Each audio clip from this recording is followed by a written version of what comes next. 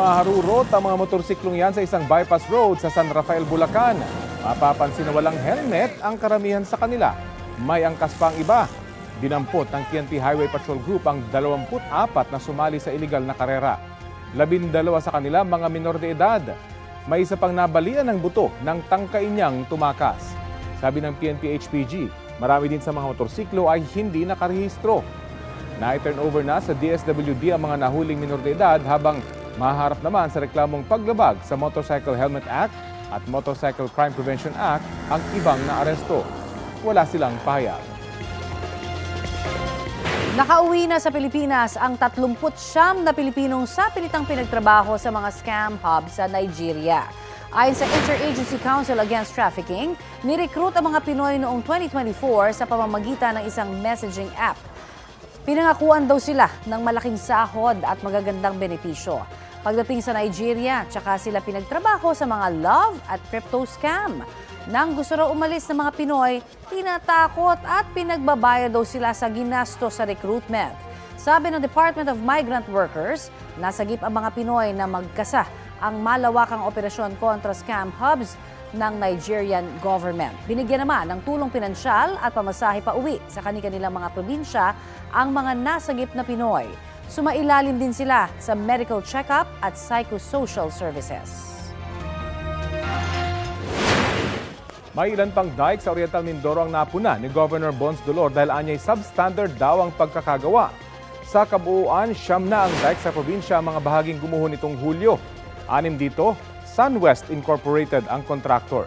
May isa ring gawa ng St. Timothy Construction Corporation. Base sa datos ng Department of Public Works and Highways. Napansin ng gobernador na substandard ang pagkakagawa at ilang materyales na ginamit sa dike gaya ng bakal. Git ni Governor Dolor, dapat hindi nabigyan ng proyekto ang mga palpak na kontratista. Sinusubukan pa namin kunan ng pahayag ang mga nasabing contractor. Paliwanag ni DPWH Regional Director Gerald Pacanan, hindi niya nababantayan ang lahat ng proyekto sa dami ng mga ito. Pinaiimbestigahan na raw ito ng ngayon at tinanggal na sa pwesto ang project engineer at iba pang tagabantay ng mga proyekto. Isinasapinal na ng Senado ang random drug testing policy nito matapos mapaulat na may isang empleyado ang gumamit umano ng marijuana. Itinanggi ni Nadia Montenegro na siya ang tinutukoy na empleyado. Nagbitiw na rin siya bilang tauhan ni Senador Robin Padilla. Balita hatid ni Mav Gonzalez. Nag-resign na si Nadia Montenegro bilang political officer ni Senador Robin Padilla, isang araw bago ang deadline para magpaliwanag siya sa investigasyon ng Office of the Senate Sergeant at Arms o OSAA sa kung gumamit ba siya ng marijuana sa Senado. Pero pumalag siya sa anyay malisyosong pagkalat online ng incident report ng OSAA, kaya anya siya hinatulan ng publiko kahit walang due process. Pinangalanan kasi siya sa OSAA incident report. Bago nito, kumalat muna sa isang online article ang paggamit umano ng isang Senate staff ng marijuana sa banyo ng Senado pero walang pinangalanan. Naghain ng paliwanag si Montenegro at itinangging siya ang pinatutungkulan sa article. Walaan niyang insidente na may tauhan ng OSAA na pumunta sa opisina nila na nagtanong sa kanya ukol sa amoy ng marijuana galing sa banyo. Wala rin aniyang incident report ukol dito na isinumite ang OSAA personnel. Napakasakit aniya na dinungisan at sinira ang kanyang reputasyon ng isang istoryang ayon sa kanya ay hindi naman totoo. Bagaman nag-resign, hindi anya ito pag-amin ng kasalanan. Pagpapakita lang anya ito ng respeto sa Senado at sa opisina ni Senador Padilla para hindi na lumaki pa ang issue at makapag-focus ang Senado sa mahalagang trabaho nito. Tinanggap na ni Padilla ang kanyang pagbibitiw.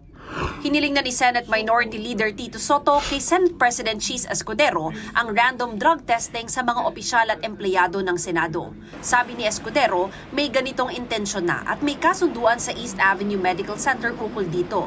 Dagdag niya, ginawa na rin ito noong 2018 hanggang 2020 pero may naghain ng administrative at iba pang kaso dahil panghihimasok umano sa karapatan ng ilang empleyado. Ngayon, isinasapinal na ang bagong polisiya sa mandatory random drug testing. May mga voluntaryo na rin nagpa-drug test o magpapa-drug test. Pag wala naman kayo tinatago, bakit matatakot? Ini-encourage ko po ang lahat ng mga senador at kanilang mga opisina na magpa-drug test na. Para sa ganun ay talagang mawawala ng duda na mga nagdudurog dito sa ating Senado. No ifs, no buts. Kahit na sino pa yung pag nag-positive, tanggal. Panukala naman ni Senador Padilla, obligahin lahat ng inihalal at inappoint sa gobyerno na magpa-drug test. Sa ilalim ng panukala, sasailalim sa hair follicle at urine drug testing lahat ng opisyal ng gobyerno, mapalokal o nasyonal, kabilang ang mga GOCC. Kung magpositibo sila, pwede silang matanggal sa pwesto o di kaya naman ay masuspinde alinsunod sa umiiral na batas. Mav Gonzalez, nagbabalita para sa GMA Integrated News.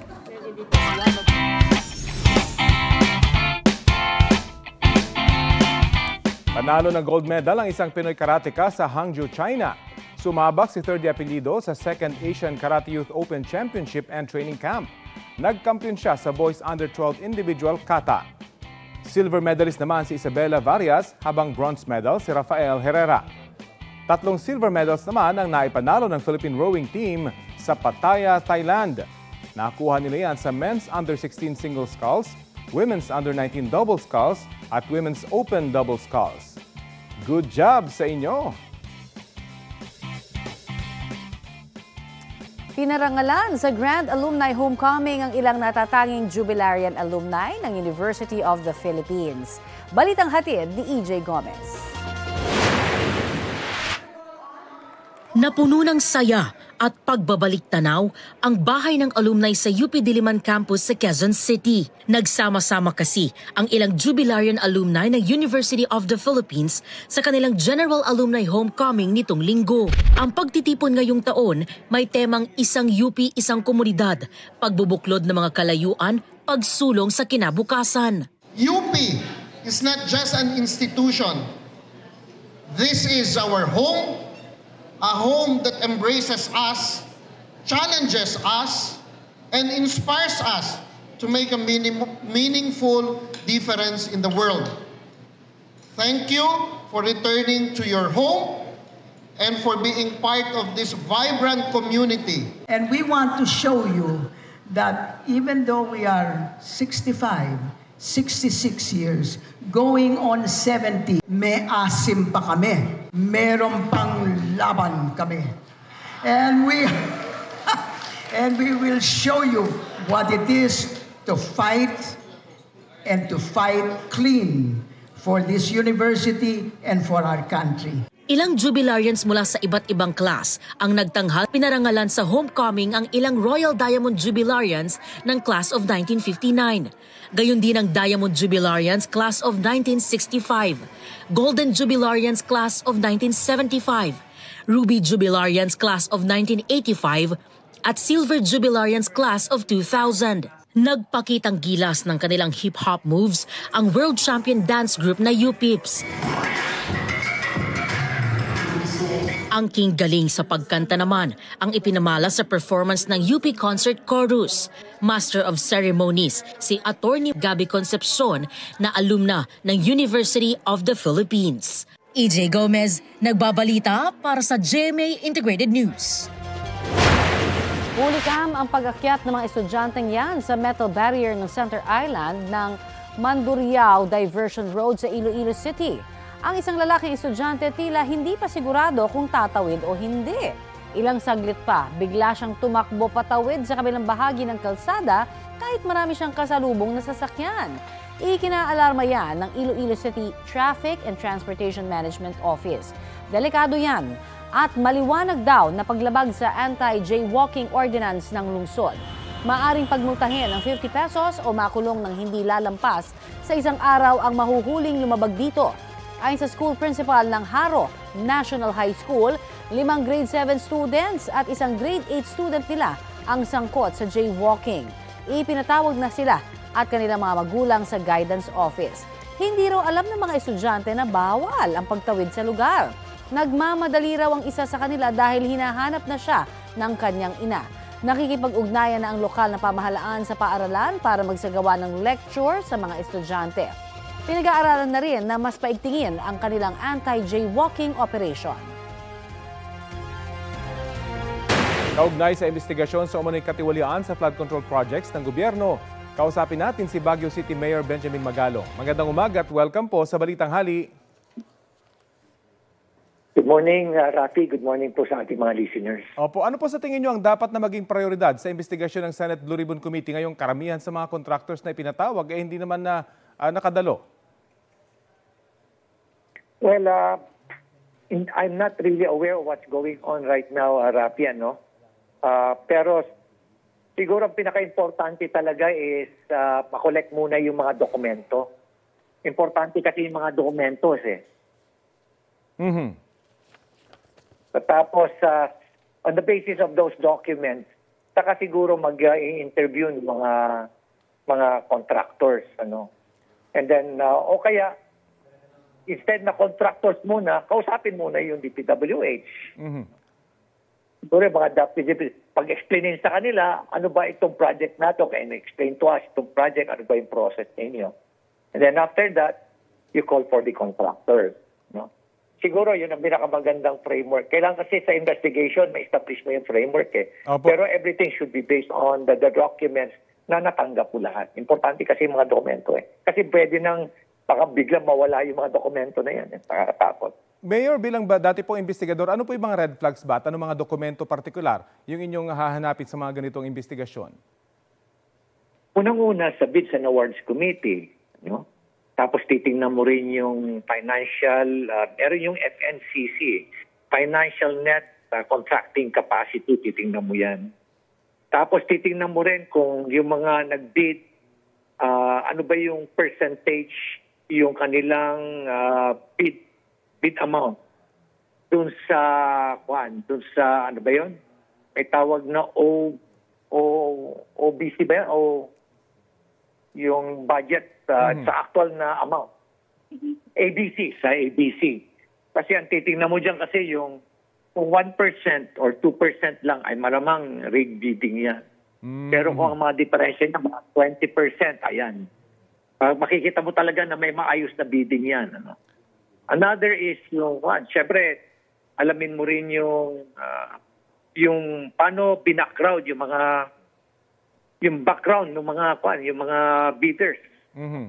Are these bidders, tignan mo yung background nila, were these formerly owned by politicians or company associated with politicians? Madali mo naman i-verify lang yan kasi common knowledge naman yan sa lugar So those are sa bidding pa lang yan. Opo. Sa bidding pa lang yan.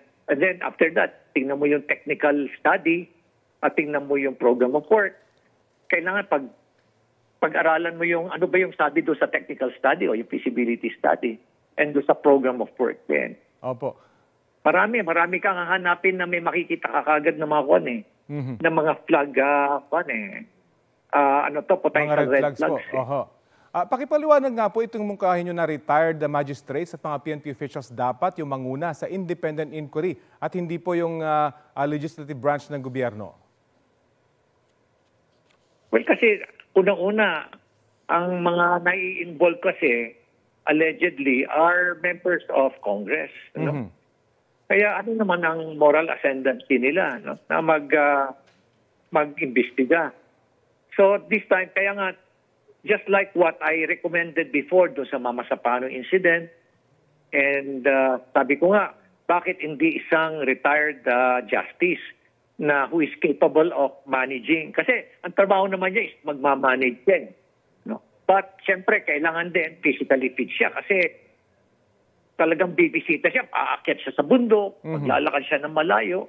Nangyari sa amin yan kasi nung nag-imbestiga kami doon sa mga NIA projects, kailangan talaga magkaroon ng field inspection. So, maraming pero pinakamaganda rin someone who can interpret the law, apply the necessary laws, and at the same time have a good idea of how the bidding process is being conducted, pati na rin yung mga technical aspects ng infrastructure, kahit paano madali niyang pag-aralan.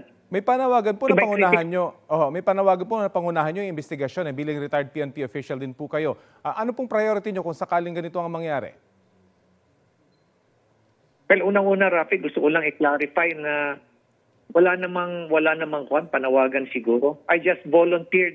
Pero ang totoo, kaya ako nag-volunteer is to send a strong message na dapat third-party independent body ang mag-imbestiga at hindi yung mismong akusado o kaya yung mga involved ang mag-iimbestiga. It just doesn't make sense to me. Ano? Well, anyway, kung sakasakali man na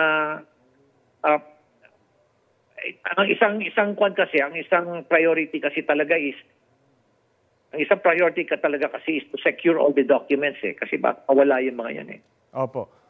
So hindi niyo naman po minamasama na ang Malacanang ay nagsabing ibigay niyo na lamang yung mga ebidensyang kung meron man kayong hawak, ibigay niyo na lamang at sila naman yung magsasagawa ng investigasyon. Well, kung yun naman ang decision nila, I would respect it, Rafi. Kasi sila naman ang makapag-decide, hindi naman ako Hindi naman ko naman ini-insist yung sarili ko. Opo. Sabi ko nga I just would like to give emphasis that it should be a third-party independent body ang mag-imbestiga and to be led by a very credible individual. Sa inyo pong kaalaman, gaano na po ba katalamak ang korupsyon sa flood control projects? Matagal na yan at matindi. Alam mo, dati-rati millions yan Ngayon, billions na Kumbaga, livelihood program na yan Cottage industry yan ngayon. Among corrupt politicians dyan sa DPWH. At alam mo, kung bubusisiin nila lahat yan, makikita mo na isang red flag dyan is, isipin mo iba-ibang mga sitwasyon pero ang design concept, halos pare-pareho lang lahat kasi ginawang cut and paste. Yung pati palang yung presyo. mapapag-aralan mo kagad kaya. Yes, pati yung presyo, pare-pareho. Bakit ganun? Iba-iba naman ng situation, iba-iba naman ng terrain, di ba? Iba-iba naman yung environment. Pero makikita mo talaga na ganun na sila kakumpiyansa na akala nila pwede na nilang gawin lahat na wala nang mag-iimbestiga sa kanila, walang yung mga audit, akala nila malalampasan nila lahat yan because they have all the money. They're just so comfortable with it na akala mo wala na silang accountability. Okay. Ganun na, ganyan na nag-evolve yan Ganyan na nag-evolve. Sige. So, grabe talaga. Okay. Aabangan po natin kung ano magiging resulta na itong Senate Blue Ribbon Committee investigation at ang mga investigasyon pang isinasagawa patungkol dito sa isyong ito. Maraming salamat po sa oras na binahagi niyo po sa amin. Maraming salamat, Rafi. Thank you. Thank you po. Sa Baguio City Mayor Benjamin Magalong.